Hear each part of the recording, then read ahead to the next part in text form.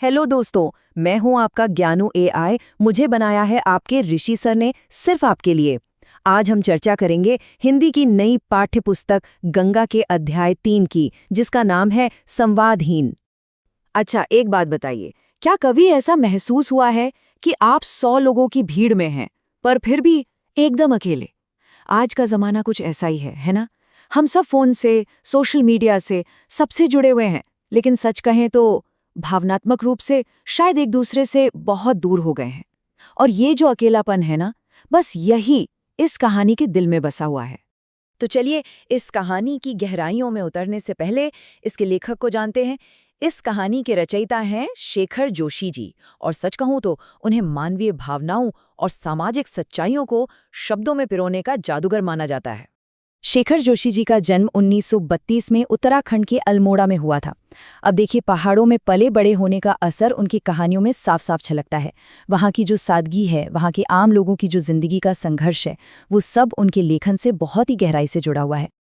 अब जोशी जी की सबसे बड़ी खूबी क्या है पता है? उनकी बेहद सरल भाषा।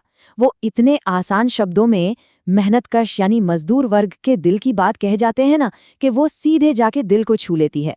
उनकी कहानियां हमेशा सामाजिक सच्चाई और इंसानी संघर्षों के इर्द गिर्द घूमती हैं, जैसा कि हम उनकी मशहूर रचनाओं कोसी का घटवार और मेरा पहाड़ में देख भी सकते हैं।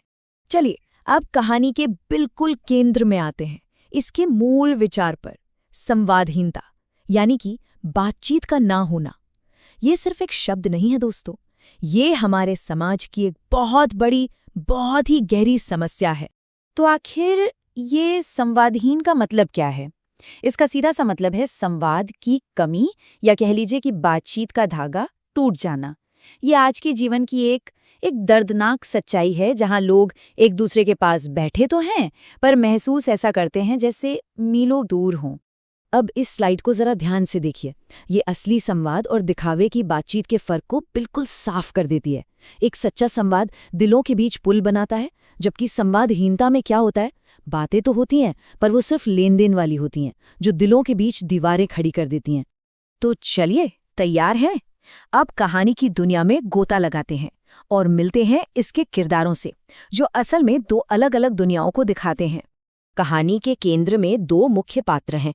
एक है ताई, जो शहर के एक घर में बिल्कुल अकेली रहती है, और दूसरा है सीताराम, एक भोला भाला गांव का लड़का जो अपना तोता, जिसका नाम है मिट्ठू, बेचने के लिए शहर आया है।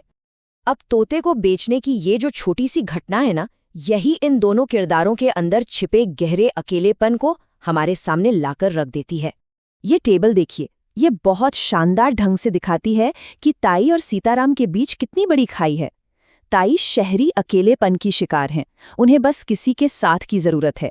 वहीं दूसरी तरफ सीताराम गांव से आया एक जरूरतमंद लड़का है, जिसे बस पैसों की जरूरत है। दोनों को कुछ चाहिए, पर दोनों ही एक दूसरे से जुड़ नहीं पाते। जरा कहानी के इस संवाद को सुनिए। यहाँ बातचीत तो हो रही है, लेकिन क्या इसमें कोई इमोशनल कनेक्शन है? बिल्कुल नहीं। ये सिर्फ एक लेन देन है, जहाँ असली भावनाएं और जरूरतें शब्दों के पीछे छिप गई हैं। दोनों अपनी अपनी दुनिया में कैद हैं।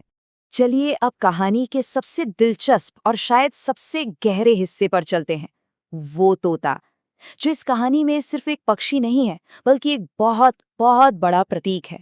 मिट्ठू सिर्फ एक तोता नहीं है, वो एक उत्प्रेरक है, एक कैटलिस्ट। उसकी मौजूदगी इंसानों के बीच संवाद की कमी को और भी ज्यादा उजागर करती है। मजे की बात देखिए, इंसान एक दूसरे से जो स्नेह नहीं जता पाते, वो अपना सारा स्नेह इस बेजुबान पक्षी पर उंडेल देते हैं। ये एक बहुत जरूरी सवाल है कि आखिर इन किरदारों के लिए एक दूसरे से बात करने से ज्यादा आसान एक पक्षी से बात करना क्यों है? सोचिए जरा। शायद इसलिए क्योंकि पक्षी हमें जज नहीं करते, है ना? हम उनके सामने अपनी भावनाएं बिना किसी डर के रख सकते हैं। तो ये तोता क्या क्या दिखाता है? ये इंसान के अंदर बसे कनेक्शन की, जुड़ाव की गहरी इच्छा को दिखाता है। ये उनके अकेलेपन का आईना है। ये उन अनकही बातों का प्रतीक है जो वे एक दूसरे से कभी कह नहीं पाते, और दो अलग थलग दुनियाओं के बीच एक पुल बनाने की छोटी सी कोशिश है। तो दोस्तों, अब उस हिस्से पर आते हैं जो आपकी परीक्षा के लिए सबसे जरूरी है। चलिए फटाफट इस कहानी के मुख्य बिंदुओं को एक बार फिर से समझ लेते हैं। अगर इस कहानी का विश्लेषण करना हो तो बस ये 4 कदम याद रखिए। सबसे पहले संवादहीनता की मुख्य थीम को पकड़िए। फिर ताई और सीताराम के किरदारों का विश्लेषण कीजिए। बताइए कि वो कैसे 2 अलग दुनिया को दिखाते हैं। इसके बाद मिट्ठू यानी तोते के प्रतीकात्मक महत्व को समझाइए और अंत में लेखक के संदेश को साफ-साफ लिखिए, जो आधुनिक अकेलेपन पर एक गहरी टिप्पणी है। तो इस पूरी कहानी का निचोड़ क्या है, लेखक का संदेश क्या है? शेखर जोशी जी हमें ये बताना चाहते हैं कि सामाजिक बाधाएं और हमारा व्यक्तिगत अकेलापन ये मिलकर हमारे चारों ओर ऐसी अदृश्य दीवारें बना देते हैं जो हमें एक दूसरे से सच्चा और गहरा रिश्ता बनाने से रोकती हैं। और अंत में आप सबके लिए एक सवाल छोड़कर जा रहा हूं। आज सोशल मीडिया की इस हाइपर कनेक्टेड दुनिया में जहां हम हर पल एक दूसरे से जुड़े हुए हैं, क्या हम असल में पहले से कहीं ज्यादा संवादहीन होते जा रहे हैं? इस पर जरूर सोचिएगा। हेलो दोस्तों, मैं हूं आपका ज्ञानू एआई। मुझे बनाया है आपके ऋषि सर ने सिर्फ आपके लिए। इस अध्याय के बेहतरीन पीडीएफ नोट्स के लिए मुझे अभी व्हाट्सएप करें 9251477188। और हाँ, ऐसे ही ज्ञानवर्धक वीडियोस के लिए ज्ञानू बाय ऋषि सर यूट्यूब चैनल को सब्सक्राइब करना मत भूलिएगा। मिलते हैं अगले वीडियो में। All the best.